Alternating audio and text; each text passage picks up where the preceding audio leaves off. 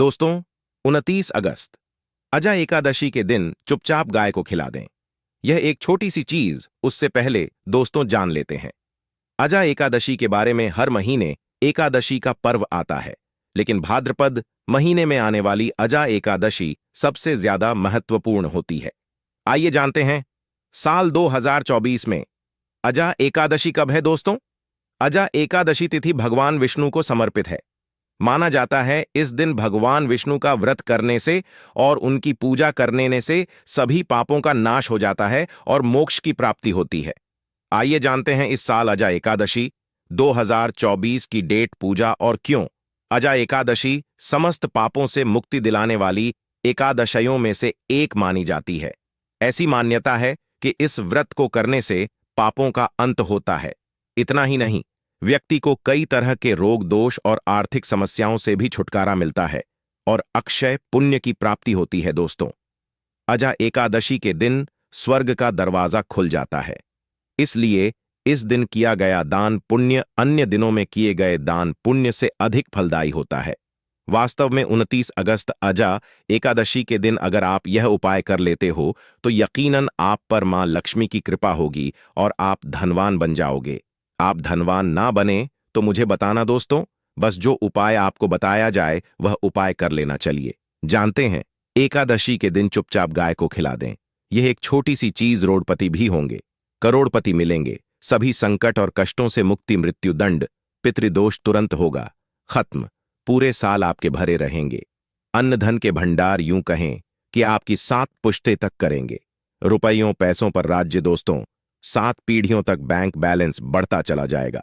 सभी भी दुख, दर्द, संकट, कष्ट है वह दूर हो जाएंगे और सभी सुख आपके कदमों में आ जाएंगे। सभी सुख आपके कदम चूमेगी।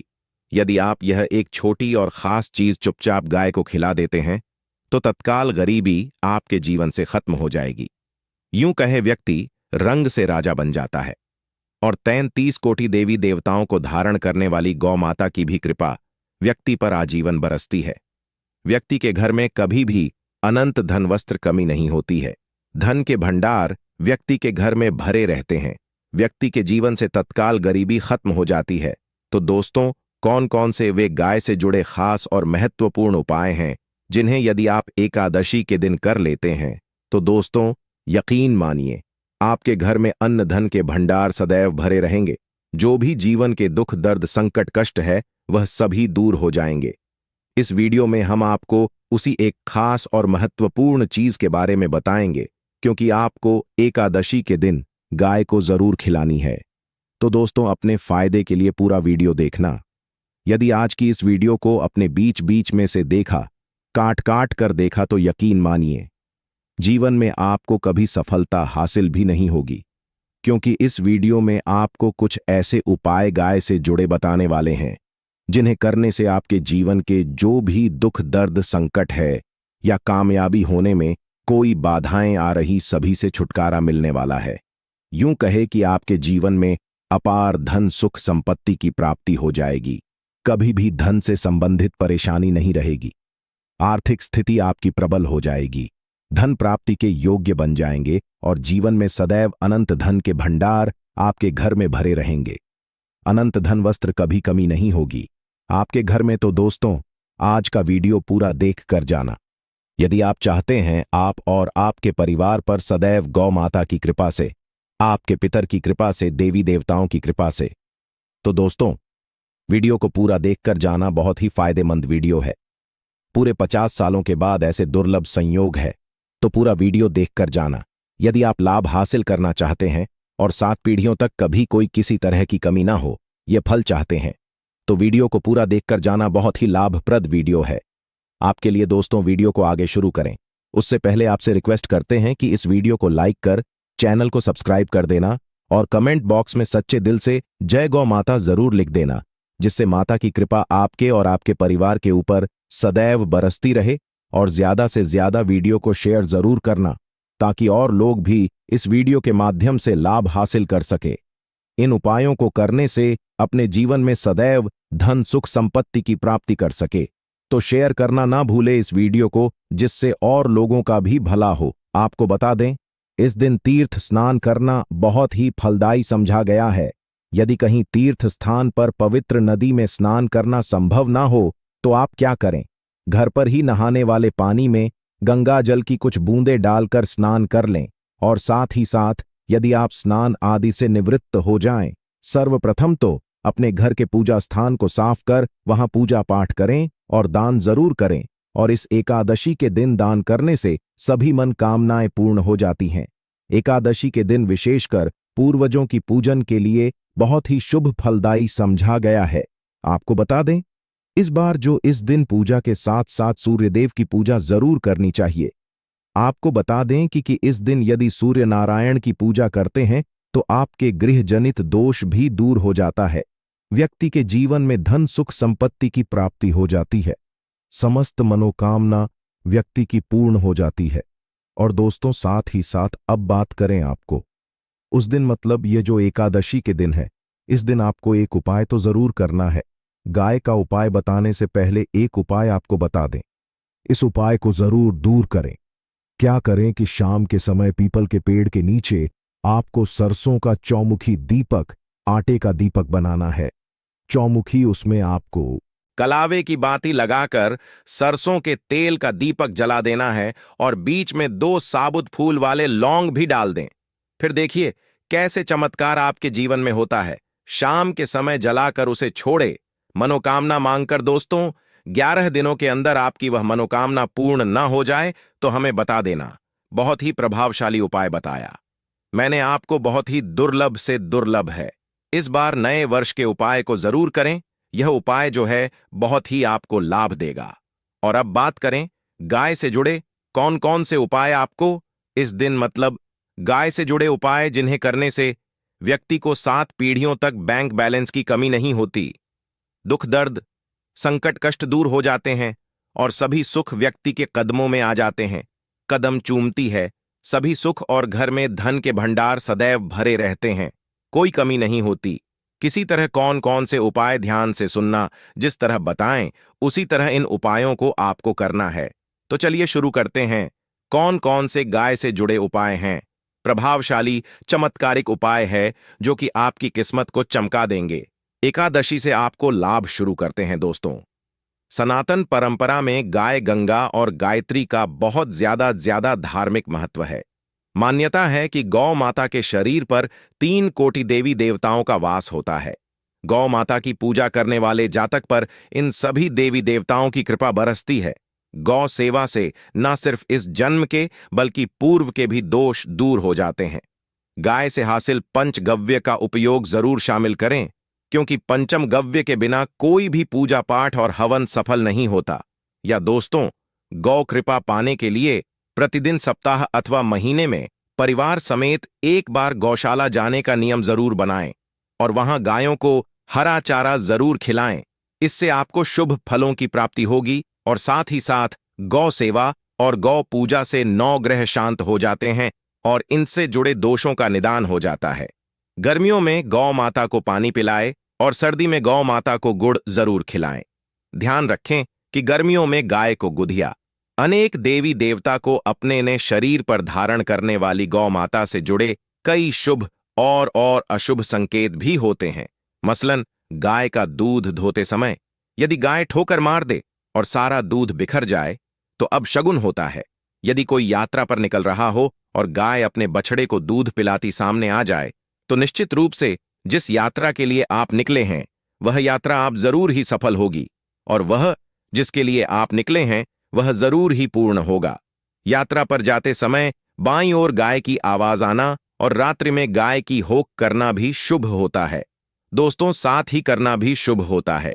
दोस्तों, साथ ही साथ गाय के साथ आप भूलकर भी दुराचार ना करें, अन्यथा मिलता है घोर पाप और जीवन भर की परेशानियां बनी रहती हैं।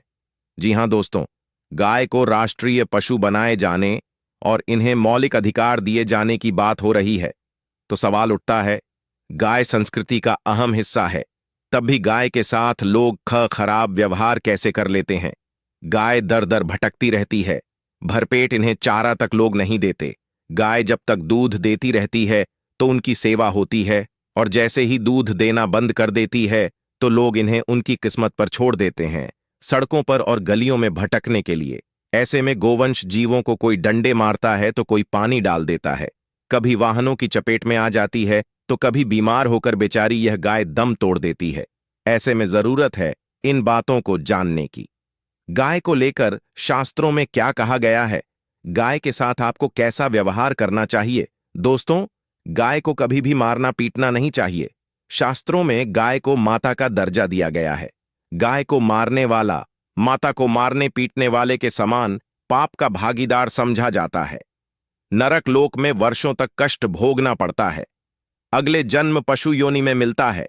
कथा है कि गौतम मुनि ने गलती से गाय को डां मार दिया था, जिससे गाय की मृत्यु हो गई थी और इस पाप से मुक्ति के लिए इन्हें वर्षों तक तपस्या करनी पड़ी।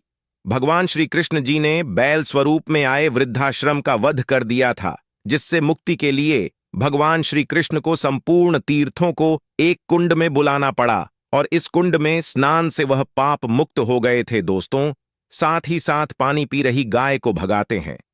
वे घोर पाप के भागी बनकर नरक भोगते हैं, ऐसा पुराणों में बताया गया है। जबकि जो लोग गाय के लिए प्याऊ और चार बनवाते वह माह भाग्यवान होते हैं। ऐसे लोग घोर पाप से मुक्त होकर स्वर्ग पा जाते हैं और बड़े ही धनवान कुल में जन्म लेकर सुख भोगते हैं। और साथ ही साथ आराम कर रही गाय को कष्ट देकर कभी भी उठाना नहीं चाहिए। कहते हैं कि जिस स्थान पर गाय बैठी है वहां से नकारात्मक ऊर्जा खत्म हो जाती है। गाय के बैठने की जगह को जो लोग नियमित साफ रखते हैं वह जन्म में किए गए जाने अनजाने में पापों से मुक्ति हो जाती है और गोलोलोक में स्थान पाते हैं। गाय को डंडा मारकर उठाना, पानी डालकर उठाने से मनुष्य पाप का भागी बनता है और अगले जन्म में उसे दर दर भटकना पड़ता है। और साथ ही साथ शास्त्रों में बताया गया है कि गाय का दूध उसके बछड़े के लिए होता है। गाय के बछड़े से बचा हुआ दूध ही मनुष्य को लेना चाहिए, परंतु कुछ लोग एक बार गाय को दूध लेने बाद फिर से बछड़े के लिए बचा हुआ दूध भी धो लेते हैं। ऐसा करना घोर पाप कहाँ जाता है। ऐसे दूध को धोने वाला और ग्रहण करने वाला दोनों ही पाप के भागी बन जाते हैं। दोस्तों, साथ ही साथ शास्त्रों में कहा गया है कि गोवंश मतलब गाय और बैल के पीठ पर नहीं बैठना चाहिए। इनकी पीठ पर बैठने से महापाप लगता है। ऐसे लोगों को नरक की यातना भोगनी पड़ती है। एकमात्र देव के अंश के उत्पन्न नंदी ही गोवंश है, जिस पर स्वयं महादेव और महादेवी सवारी करती हैं, क्योंकि नंदी ने स्वयं अपनी इच्छा से महादेवी की सवारी बनना स्वीकार किया था। और साथ ही साथ शास्त्रों में गाय के दान को बहुत ही महत्व दिया गया है, परंतु ऐसी गाय का दान कभी नहीं करना चाहिए जो बूढ़ी और बीमार हो। कठोपनिषद में नचिकेता की कथा भी इस संदर्भ में है कि जिस नचिकेता ने पिता द्वारा बूढ़ी गाय को दान करने पर आपत्ति जताई थी, दूध देने वाली और बछड़े सहित जो लोग का दान करते हैं वह महान पुण्य को हासिल करके स्वर्ग में स्थान पाते हैं। दोस्तों, साथ ही साथ सूर्य चंद्र मंगल शुक्र की युक्ति राहु से हो तो पितृदोष होता है। यह भी मान्यता है कि सूर्य का संबंध पिता से एवं मंगल का संबंध होने के कारण सूर्य यदि शनि राहु या केतु के साथ स्थित हो या दृष्टि संबंधी हो तथा मंगल की युति राहु या केतु से हो तो पितृदोष होता है। इस दोष से जीवन संघर्षम बन जाता है। यदि पितृदोष हो तो गाय को प्रतिदिन या किसी भी एकादशी को या किसी पूर्णिमा के दिन, अमावस्या या किसी भी खास दिन पर रोटी गुड़ चारा खिलाने से पितृदोष खत्म जाता है। साथ ही साथ गाय की पीठ पर जो कुबड़ बना होता है वह बृहस्पति गुरु है। अतः जन्म पत्री में यदि बृहस्पति अपनी नीच राशि मकर में हो या अशुभ शिवलिंग में जा रहे हो और सामने से गौ माता आती हुई दिखाई दे तो गौ माता को अपनी दाहिनी ओर से जाने देना चाहिए। आपकी यात्रा जरूर ही सफल होगी। और जिस घर में गाय होती है उसमें वास्तु दोष स्वतः ही खत्म हो जाता है। और साथ ही साथ आपको बता दें कि गाय को आप भी रोटी बनाएं, प्रतिदिन ताजी रोटी ही बनाएं। गाय को अगर आपने रोटी बनाई है तो कोशिश करें कि उस रोटी को आप तुरंत ही गाय को दे दें। अगर आप उस रोटी को रख दें और उस रोटी को अगले दिन देंगे तो वह रोटी बांसी मानी जाएगी। गाय को कभी भी बांसी रोटी ना दें, इससे घर में नकारात्मक ऊर्जा वास करती है और जो भी काम आपके बनने वाले होंगे वह काम भी आपके बिल्कुल भी नहीं बनेंगे। इससे आपके घर में हमेशा दर्द देवता का वास रहेगा और आप जिस भी काम को करेंगे उस काम में आपको हमेशा असफलता ही हाथ लगेगी। इसलिए कोशिश करें गाय को रोजाना ताजी रोटी बनाकर खिलाएं और रोटी को बिल्कुल ना रखें। बांसी रोटी गाय को ना दें और साथ ही साथ सड़ी गली चीजें गाय को नहीं खिलानी चाहिए। घर में कोई फल है, कोई सब्जी है, सड़ जाए तो लोग क्या करते हैं? गाय को देते हैं। नहीं, ऐसा नहीं करना चाहिए। ऐसा करने से यदि आप गाय को खिलाते हैं तो आप पाप के भागी बन जाते हैं। आप बिल्कुल सड़ी गली चीजें गाय को ना खिलाएं और साथ ही साथ एकादशी पर आटे की 11 लोहियां बनाकर उनके ऊपर हल्दी लगाएं। इसके बाद गाय को खिलाएं। हर एक लोही को खिलाते समय गाय के सिंघवाल आपके जीवन में खुशियां ही खुशियां होंगी। और एक बार एकादशी पर आप 7 बार गाय की परिक्रमा भी कर लें तो आपके समस्त काम होंगे। और एकादशी पर साथ ही साथ आप गाय को जब भी रोटी दे, रोटी पर या तो आप थोड़ी हल्दी लगा लें या थोड़ा गुड़ रख ले। अगर गुड़ ना हो तो आप थोड़ा घी रख सकते हैं। दोस्तों, गाय को कभी भी सूखी रोटी ना खिलाएं। सूखी का मतलब गाय को रोटी खिलाए, उस पर कुछ ना कुछ रख कर खिलाएं। हल्दी रख लें, गुड़ रख लें, मिश्री घी या जो भी रख ले, मतलब खाली नहीं खिलानी है। इतना करने मात्र से आपके जीवन के सभी दुख दर्द समाप्त हो जाए। दोस्तों, यह थे गाय से जुड़े कुछ महत्वपूर्ण उपाय, कुछ बातें जिन्हें आपको ध्यान में जरूर रखना है। दोस्तों, चैनल को सब्सक्राइब करना बिल्कुल भी नहीं भूलना। कृपया आप चैनल को सब्सक्राइब जरूर करें। आप सभी का धन्यवाद।